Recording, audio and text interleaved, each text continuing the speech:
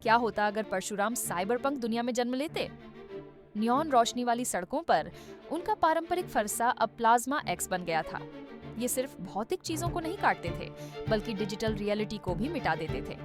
Mega corporation के भ्रष्ट नेताओं के खिलाफ उनका युद्ध शुरू हुआ। हर वार के साथ उनके दुश्मन सिर्फ मरते नहीं थे, उनका डिजिटल अस्तित्व भी हमेशा के लिए मिट जाता था। बैंक अकाउंट, आइडेंटिटी, रिकॉर्ड, सब कुछ गायब।